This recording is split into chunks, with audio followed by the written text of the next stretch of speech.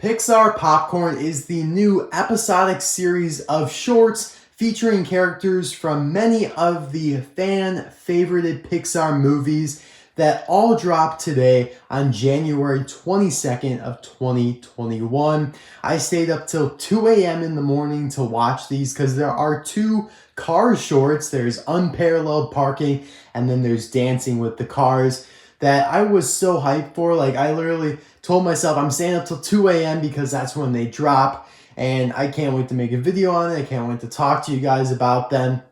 And to just be straight up with you guys, I was disappointed. And that's maybe even an understatement. But before we get into the breakdown of each of these shorts, I do want to give a little spoiler warning because I will talk about the plot of them, even though there really isn't much of a plot. It's really the lack thereof. So just keep that in mind. I don't really think there's spoilers in here. I think you could watch this, to be honest with you. And I have not seen the other shorts. I decided to just kind of wait on those. I just watched the Cars shorts.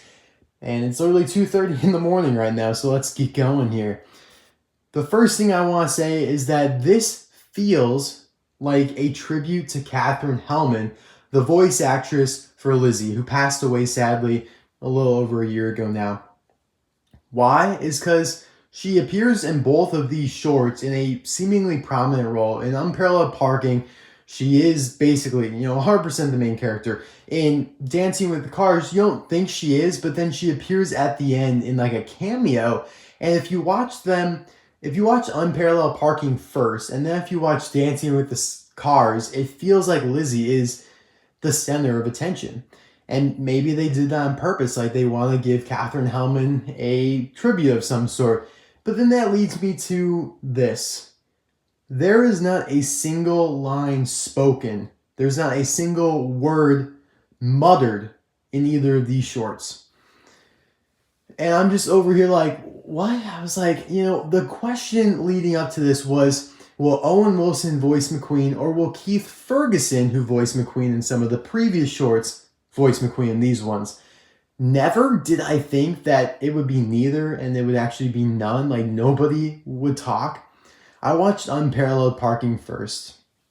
It was short, it was 2 minutes. It was less than that. No one spoke, and so going into Dancing with the Cars, I was like, are you telling me no one's going to speak in this too? I was like, there's no way. And sure enough, no one spoke at all. There's not even a line in the music. It's just instrumental. I am absolutely blown away. Like, you couldn't bring back anybody. And in that one video speculating on like a car series or whatever, I told you guys how Cruz Ramirez's actress, Cristela Alonso, posted on Instagram saying that she's done a project for Pixar.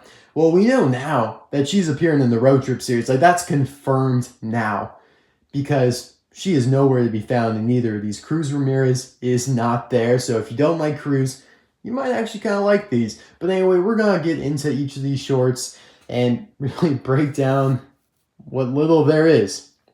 So in Unparalleled Parking, the shorter of the two, only like 1:48 with credits. Basically, it starts off kind of showing Radiator Springs in the daytime. The town looks vacant again. I don't know why. It shouldn't be vacant. I don't know what's going on there.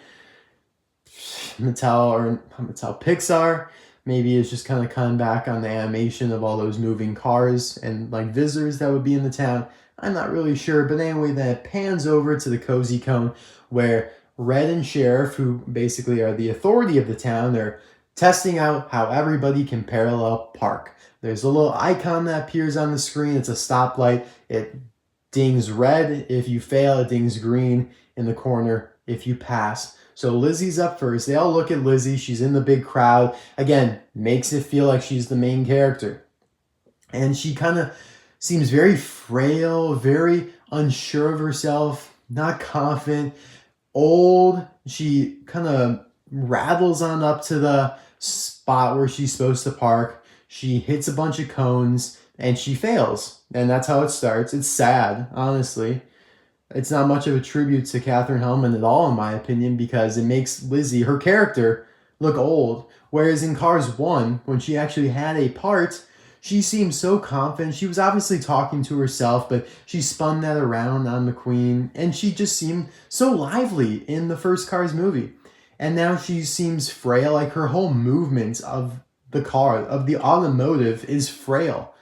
She's rattling around and shaking uncontrollably. It's like she has arthritis or something, some sort of degenerative disease. It sounds terrible, but I don't know why they did that to her. I don't like that.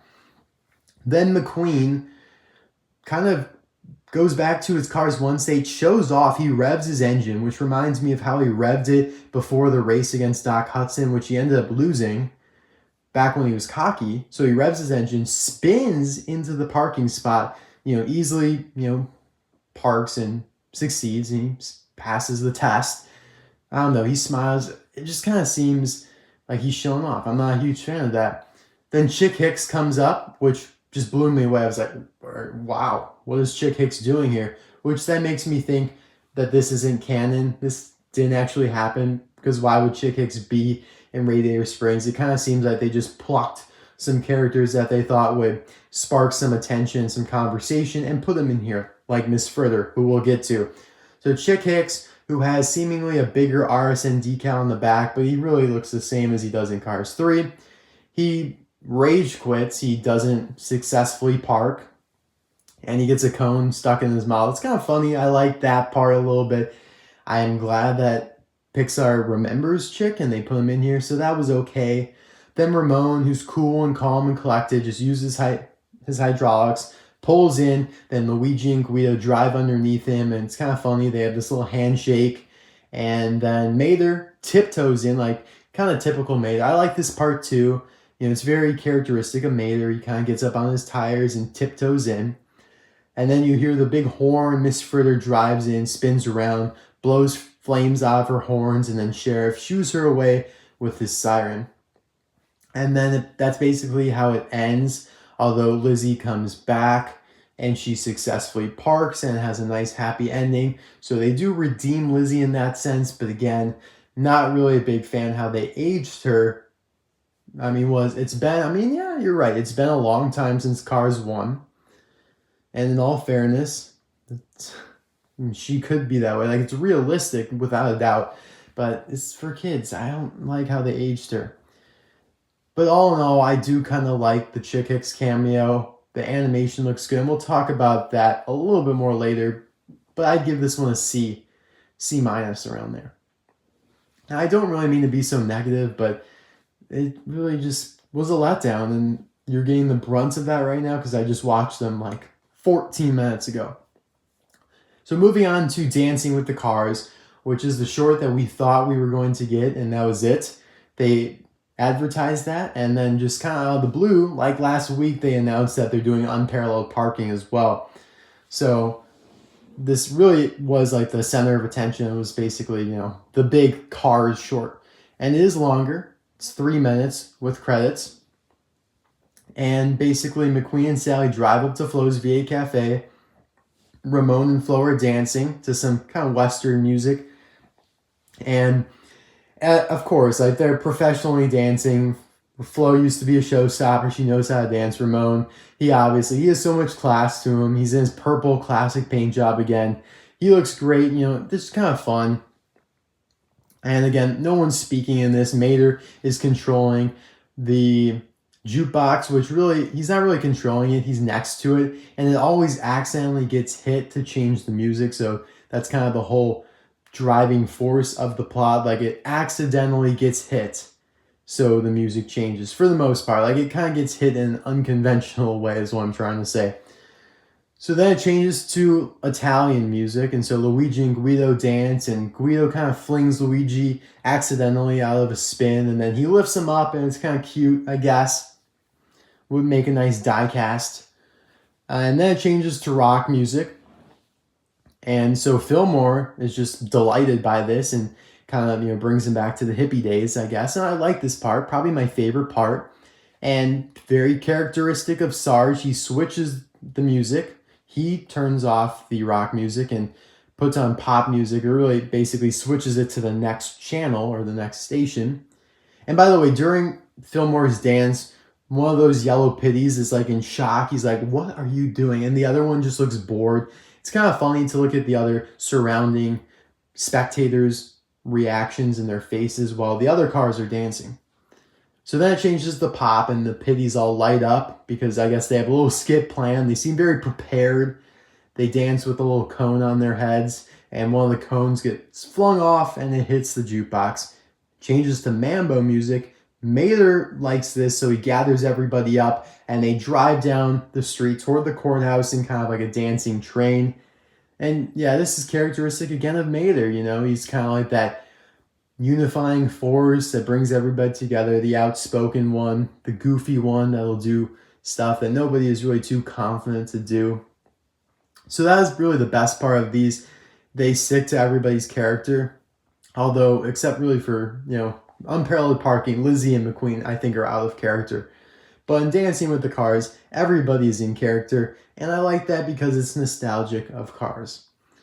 So then the credits roll, only for a brief second, because I mean this probably only took like 5 people to make it. That's rude. I really shouldn't say that, but the credits were very short because then Lizzie pops in at the end and plays her music from her time, and she dances alone when everyone seems to be gone, and she has a cone on her head as well, sillily. And so yeah, I guess Mattel can make die-casts of cones and everybody's heads, all that. So yeah, that's how it ends. It's why I think Lizzie's the main character of this Pixar Popcorn Cars shorts here, because she appears in like a cameo form.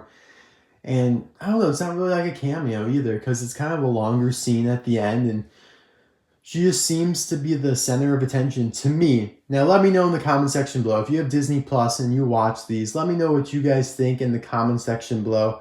I really, really appreciate it, just to get some conversation going. Maybe you guys liked it more than me.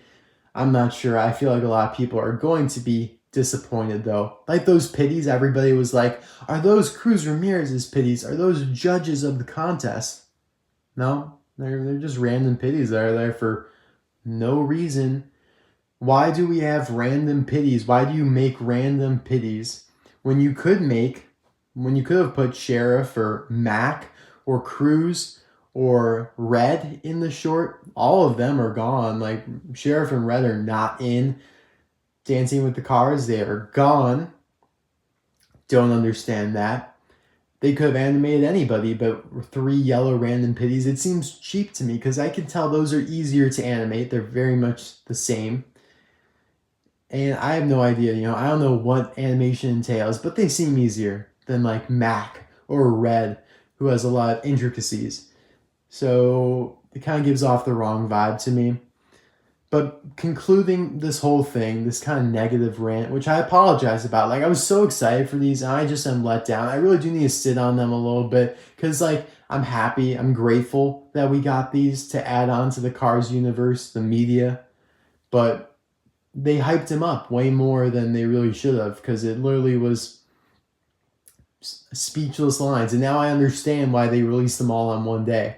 I totally thought when I heard they were releasing them all on one day, I was like, that makes no sense at all. They're episodic. Release one every week and get people talking. Yeah, that wouldn't work because one of them's like a minute and a half and nobody speaks in it. So you can't do that. So that makes sense now. I should have seen that coming, to be honest with you. But the animation is beautiful. The neon and Dancing with the Cars. Oh my God. How the light reflects off the cars. Oh my gosh.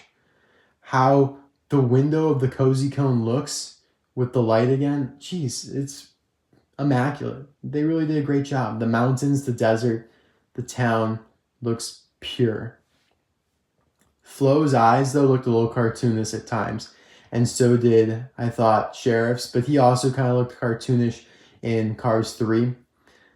And that's pretty much all I have to say about the animation. Town seems vacant again, like I said. Don't know why. I don't know what's going on there. But either way, it's kind of ridiculous. So guys, I hope you enjoyed my thoughts. I know they're not the most cheerful in the world, and I really wish I could have been more cheerful, but I'm just being honest. I like being honest.